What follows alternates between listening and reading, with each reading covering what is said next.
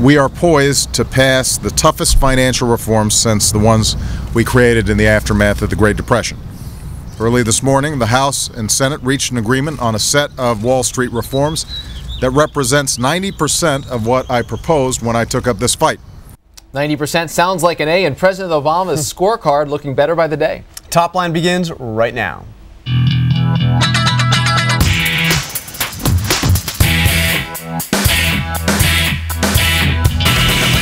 Hello and welcome to ABC News Washington Post Top Line. I'm Rick Klein. And I'm Jonathan Karl. Every day at noon Eastern, we're right here bringing you the latest political news and analysis, everything you need to know before you head out the door to lunch. And John, kick us off on this Friday, sir. Well, it's Triple Crown. With that conference agreement on financial regulatory reform, the president is now poised to have three major legislative accomplishments in his first year and a half. Of course, health care reform and the stimulus, and now financial regulatory reform. Disagree or agree, one thing you have to say is this is not a do-nothing president and is not a do-nothing Congress. That's right, and if he gets energy, maybe it becomes a grand slam. That's going to be the next piece out there. That one yet, but. Staying with baseball, I suppose, strike three.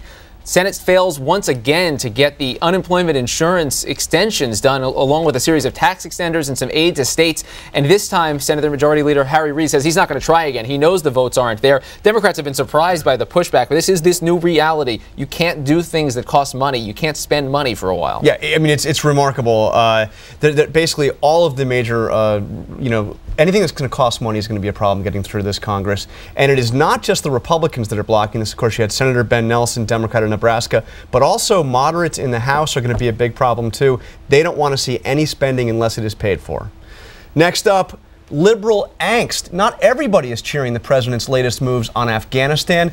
In fact, in the House, you have liberal members who are saying, Rick, that they are disappointed that Petraeus was chosen to replace him. They see this as doubling down on what they see as a failed strategy, and they are gearing up for a big fight over Afghan war funding, which will happen next week. And this is always where you see the big fights over policy play out. It's when money is attached. That's where Congress has its maximum amount of leverage. $33 billion. And that money has to happen by the 4th of July, otherwise bad things happen in terms of moving money around. And finally, Palin payback, and this is not in a good way. Right here, Sarah Palin has reached a legal settlement whereby she has to return some $400,000 in donations that were illegally collected as part of a defense fund. She still has big legal bills, of course, but now the money has to go back out. She's not bad about making money when she needs to. Yeah, she'll have no problem paying the tab, and I know you love Palin as your fourth top liner. There's another Palin note I want to point out. Yes. The Wall Street Journal poll we talked about yesterday had some very interesting numbers on the effects of a Palin endorsement. People were asked, are you more likely, less likely to support somebody who has been endorsed by Palin? 8%, only 8% they would be enthusiastic about an endorsement, and 37% said they would be very uncomfortable voting for anybody who was endorsed by Sarah Palin. Wow. Mama Grizzlies, watch out.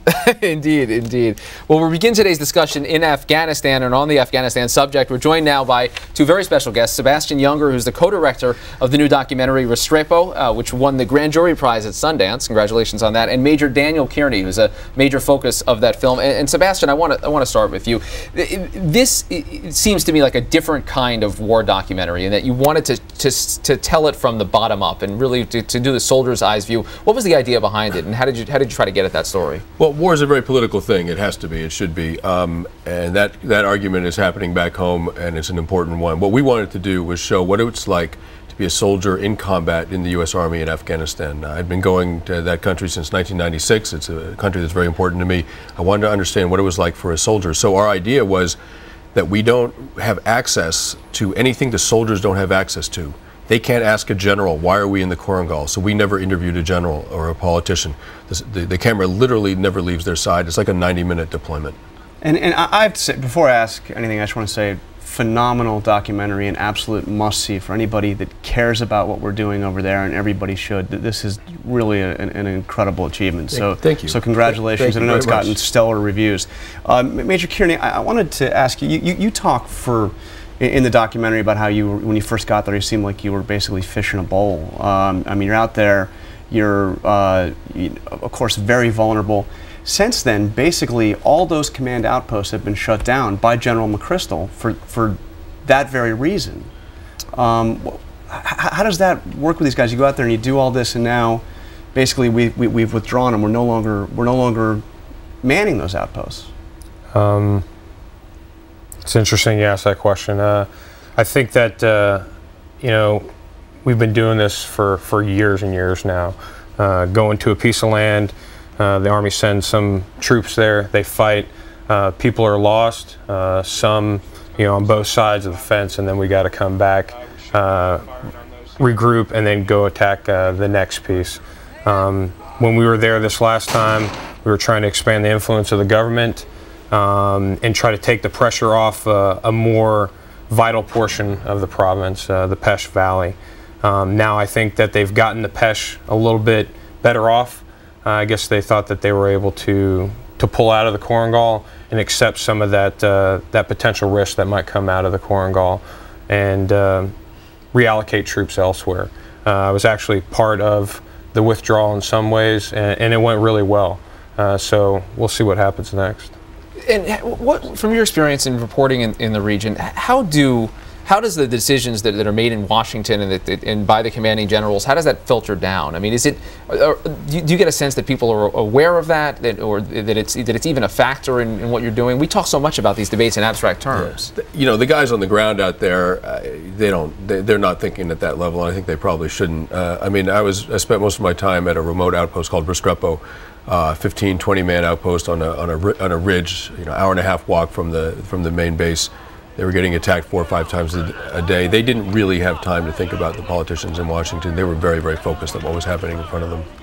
And you are seen as Captain Kearney, leading this group of soldiers, talking to the locals, talking about all that they could potentially have if the mission is successful. The money, the resources, the road that is to be built, the first paved road, you know, for miles. Now you've come back, you've had time to think about this. I mean, how do you think that message was received and can be received? I think it was very hard. The people down there, you're dealing with 3 different types of people in the valley that we were located in the Korengal. You're dealing with the people that just work every day just so that they can live their own lives to feed the elders.